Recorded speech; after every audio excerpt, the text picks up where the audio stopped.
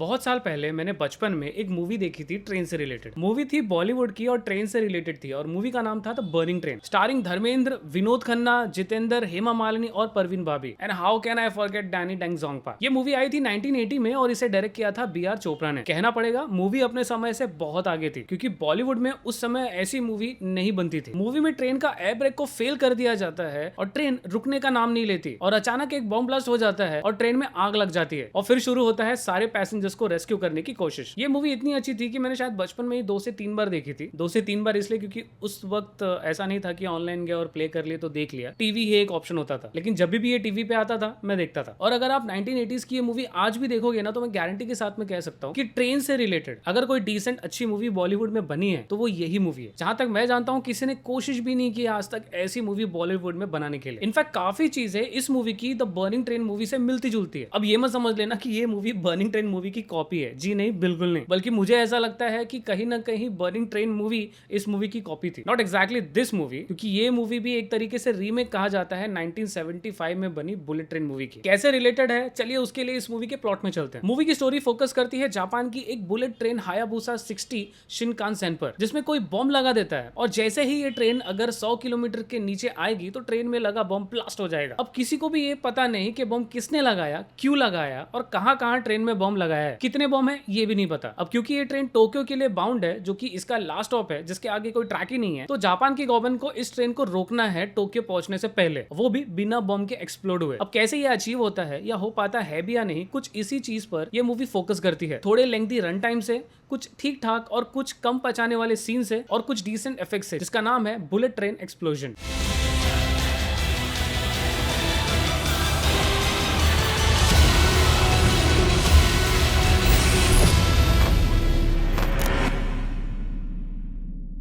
दोस्तों ये मूवी और ढेर सारे मस्ट वॉच मूवीज नेटफ्लिक्स पर अवेलेबल है, जिसके अल्ट्रा एचडी अकाउंट 650 में आते हैं, मगर आप पा सकते हैं सिर्फ 163 रुपीज में। कैसे ये जानने के लिए इस वीडियो के डिस्क्रिप्शन में दिए गए हमारे व्हाट्सएप पर तुरंत कॉन्टैक्ट कीजिए। और ढेर सारे must watch Hollywood movie series releases से, उनके डब्ड ऑफिशियल हिंदी ट्रेलर से और ढेर सारे नेटफ्लिक्स और बाकी ओटीटी ऑफर से अगर आप अपडेटेड रहना चाहते हैं तो वीडियो के डिस्क्रिप्शन में दिए गए हमारे व्हाट्सएप चैनल को तुरंत ज्वाइन करें। फर्स्ट थिंग्स फर्स्ट, इस मूवी को देखने के पहले मुझे बिल्कुल भी आइडिया नहीं था इस मूवी के बारे में, जो कि ऑब्वियस चीज है। मेरा कहने का मतलब यह है कि मैंने इस मूवी का ट्रेलर 10 मिनट पहले देखा था और तुरंत डिसाइड किया कि इस मूवी को एक बार ट्राई देना चाहिए, क्योंकि वैसे भी आज के दिन कोई दूसरी रिलीजेस नहीं आई। ये मूवी मुझे ठीक ठाक लगी, एकदम ऑसम भी नहीं था लेकिन एकदम डल भी नहीं था। मूवी चालू होते से हमें बॉम्ब के बारे में नहीं बताया जाता। सबसे पहले हमें जापान की एथिक्स, वहां कैसे हर काम टाइम पर होता है, कैसे हर एक प्रोसेस को फॉलो किया जाता है, ये सारी चीजें बताई जाती हैं, which kind of feels nice, क्योंकि इंडिया में तो ऐसा होता ही नहीं। उल्टा इस मूवी में हमारे कंडक्टर का हर एक पैसेंजर से रेस्पेक्टफुली बात करना, इस चीज को देखकर मेरे आंखों में तो लिटरली आंसू आ गए, क्योंकि इंडिया में तो आप ऐसा एक्सपेक्ट ही नहीं कर सकते, क्योंकि यहाँ के टीसी फाइन मारने के बाद में भी ना ट्रेन से आपको उतार देते। अभी हाल ही में कुंभ मेले में मैं गया था, जो कि यूपी में लगा था, तो 2 महीना पहले से मैंने प्लानिंग कर ली थी, जाने के और आने के टिकट्स बुक कर लिए थे ट्रेन के। अब जाने के ट्रेन से मैं पहुंच तो गया, लेकिन इंडियन गवर्नमेंट ने आने से पहले, यानी कि रेलवे ने आने का पूरा ट्रेन ही कैंसिल कर दिया। मतलब आप इमेजिन कीजिए, इतने सारे लोग कुंभ में जा रहे हैं, इतने सारे लोग वहां से आ रहे हैं,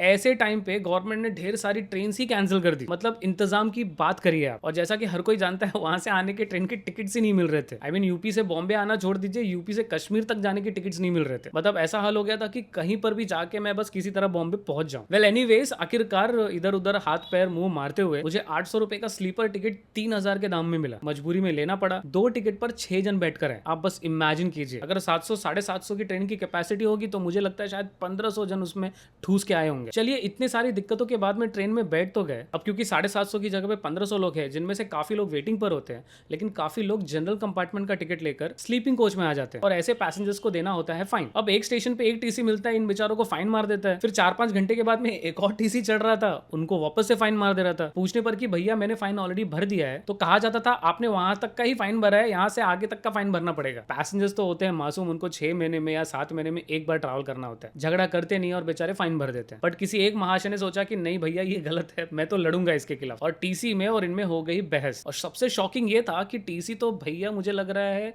कि रेलवे सिंघम बन गया। उसने सीधा सीधा ये तक कह दिया कि भैया तुझे मैं फाइन भी मारूंगा और ट्रेन से उतार भी दूंगा और कोई कुछ नहीं कर पाएगा। मतलब जस्ट इमेजिन, मतलब पैसे भी ले रहे हैं और धांधली भी दिखा रहे हैं। और अगर आपको लगता है ये सारी चीजें वर्स्ट थी, तो वर्स्ट तो आना बाकी था। ये सारी चीजें हो रही थी रात को 11 बजे ट्रेन के अंदर, और रेलवे के रेगुलेशंस के हिसाब से रात को 10 बजे के बाद में कोई भी टीसी किसी भी पैसेंजर से टिकट नहीं चेक कर सकता अनटिल एंड अनलेस वो अगर बोर्डिंग करता है 10 बजे के बाद में रात में। और ये टीसी भाई साहब बिंदास धमकी देते हुए सबसे फाइन लिए जा रहे थे। और भी बहुत कुछ था बट उसके डिटेल में नहीं जाएंगे, बट जस्ट एक आइडिया देना चाहता था हमारे इंडिया में रेलवे कैसे काम करता है, या यूं कहें कि रेलवे के एम्प्लॉयज किस तरीके से काम करते हैं, स्पेशली टीसीज। और इसलिए मैंने ऐसा कहा कि कंडक्टर जब सबको रिस्पेक्ट दे रहा था उस ट्रेन में, तो मेरे आंखों से आंसू आ गए। इतनी अच्छी चीज देखने के बाद में मुझे एक चीज ने कंफ्यूज किया। ट्रेन में सारी चीजें एकदम हाईटेक होती है, ऑनलाइन होती है, बट भैया ट्रेन का ब्रेक और एक्सेलरेशन मैनुअल ही होता है। I don't know why, but मुझे बहुत अच्छा लगा ये देखकर कि कुछ चीजें मैनुअल भी है। मतलब हम जापान की ट्रेन की बात कर रहे हैं जो कि टेक्नोलॉजी में सबसे आगे है, तो ऐसे ट्रेन में ये सारी चीजें देखना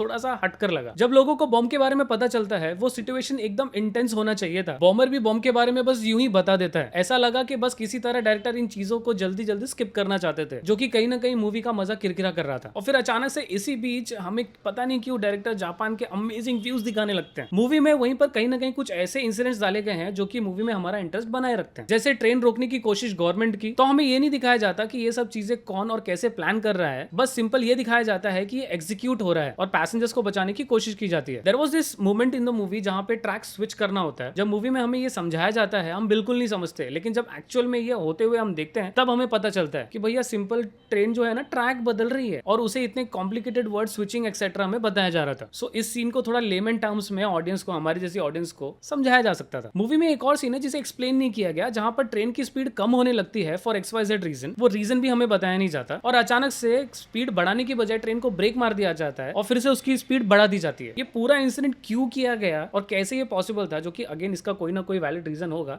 कि ऐसा पॉसिबल है, बट वो कैसे पॉसिबल है ये हमें मूवी ने एक्सप्लेन नहीं किया। और मूवी के लास्ट में जो आइडिया लगाया जाता है फाइनल पैसेंजर्स को बचाने के लिए, वो सीन इवन दो काफी इंपॉसिबल लगता है, अच्छे तरीके से एग्जीक्यूट होता है। इंपॉसिबल इसलिए क्योंकि कम स्पीड की ट्रेन को डीरेल करना पॉसिबल हो सकता है। डीरेल मतलब पूरी एंटायर ट्रेन को नहीं, एक स्पेसिफिक बोगी को, लेकिन एक हाई स्पीड में आती हुई ट्रेन के स्पेसिफिक बोगी को डीरेल करना ये थोड़ा सा इंपॉसिबल टास्क है। जब आप मूवी देखेंगे आपको समझ में आएगा कि ऐसा करना ऑलमोस्ट नेक्स्ट टू इम्पॉसिबल है। इस चीज को मूवी को थोड़ा और इंटेंस दिखाना चाहिए था, थोड़ा और फोकस करना चाहिए था। सो मूवी में 2 से 3 ऐसे सीन्स थे जिस पर ज्यादा फोकस करना चाहिए था, बट उस पर फोकस नहीं किया गया, तो शायद से हमारा इस मूवी में और भी ज्यादा इंटरेस्ट आता। वैसे इन सारे ट्रेन के इंसिडेंट्स को देखकर मुझे 2010 में बनी मूवी अनस्टॉपेबल की याद आ गई, जिसमें क्रिस पाइन और डेंजल वॉशिंगटन ने काम किया। अगर आपने वो मूवी नहीं देखी है तो जरूर देखिए, मस्ट वॉच है। Last but not the least पर आते हैं कि आखिर बॉम्ब किसने रखा और क्यों। जब हमें इसका रीजन बताया जाता है वो हमें बिल्कुल भी नहीं जमता। आई मीन रीजन काफी स्ट्रॉन्ग नहीं था कि इतनी बड़ी चीज इसने आखिर क्यों की। वैसे कहा जाता है कि ये 1975 में बनी द बुलेट ट्रेन मूवी की रीमेक है, बट मूवी देखने के बाद में आपको क्लियरली ये अंदाजा मिल जाएगा कि ये रीमेक नहीं है, क्योंकि इस मूवी को ही उस मूवी से कहीं ना कहीं कनेक्ट किया गया। हाँ, ये जरूर कह सकते हैं कि उस मूवी की स्क्रिप्ट और इस मूवी की स्क्रिप्ट